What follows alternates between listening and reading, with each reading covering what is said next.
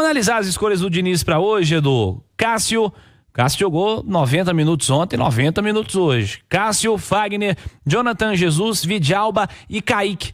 Defensores do Cruzeiro começaram e terminaram o jogo. Como foram, Edu? O Cássio jogou ontem e hoje, não trabalhou nem assistiu ontem, né? Assistiu hoje.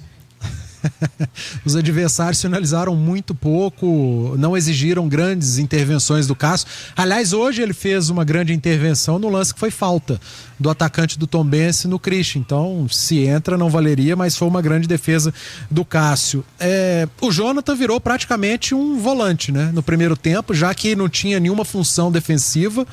O Diniz adiantou o Jonathan Jesus e com isso acabou adiantando o Christian, e que fez a diferença. O Christian apareceu como um homem surpresa, dando profundidade. O Cruzeiro criou 2 chances e uma delas o gol do Bolassi. Os 2 laterais, Fagner e Kaique, não tiveram espaço, né? Tímidos.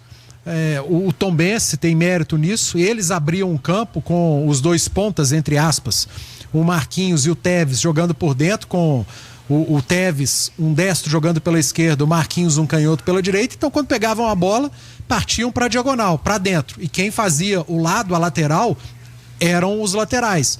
Mas não tiveram espaço. Por isso, o Diniz teve que mexer no posicionamento do Jonathan Jesus e do próprio Wallace, algo que deu muito certo. Mas, defensivamente, a turma trabalhou pouquíssimo. A dificuldade maior dessa linha defensiva do Cruzeiro foi no segundo tempo, na saída de bola, quando o Tombense adiantou linha, porque para defender mesmo, pressão, praticamente não teve. Mais adiante, o Wallace foi substituído pelo Peralta.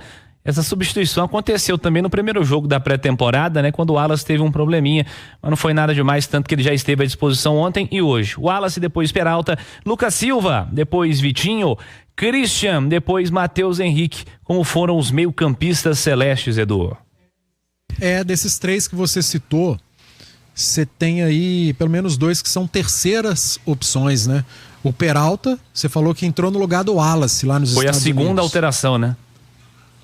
O Wallace que entrou no lugar do Romero. Então o Peralta é a terceira opção, é reserva do reserva hoje no Cruzeiro.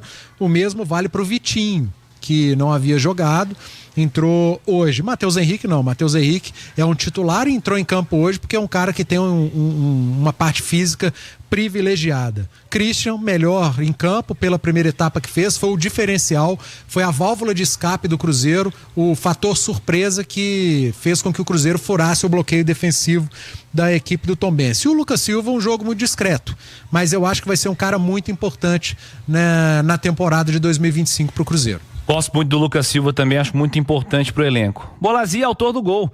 Ele foi substituído pelo Rodriguinho. Rodriguinho aparecendo aí pela primeira vez. Marquinhos começou e terminou o jogo. E o Teves foi substituído pelo Lautaro. Lautaro também aparecendo pela primeira vez. Não esteve disponível lá nos Estados Unidos, Edu. O Teves foi muito discreto no jogo. Achei que teve uma queda de desempenho na segunda etapa. Até falei que seria a minha primeira alteração. E foi a do Diniz. Acabou entrando o Lautaro, que quando entrou centralizado como centroavante. O Bolassi, que iniciou centralizado como centroavante e fez o gol dessa maneira, foi pro lado esquerdo, fazia do Teves, com características diferentes, evidentemente, mas eu tô falando ali de posicionamento. E o Marquinhos mais discreto também, né? Fazendo um corredor central.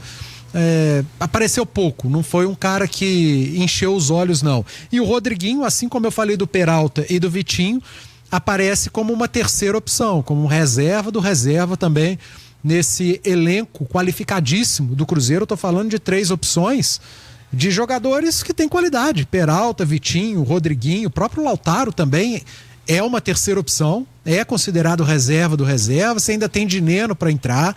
Então, cara, são muitas as boas opções que o Diniz vai ter na temporada. É claro que ele vai ter que saber lidar com isso, vai ter que ser um bom gestor de grupo, porque uma hora ou outra alguém vai ficar insatisfeito, você não tenha dúvida, e é normal no futebol, quando você tem um elenco muito qualificado, gera em determinado momento insatisfação, e aí o técnico de futebol, o papel dele não é só tático, não é só físico, o papel do treinador é mental também, é de mediação, e aí vai ter que entrar o Diniz. Alguém vai ter que ficar de fora em algum momento, inclusive do banco dos relacionados, e alguém bom de bola.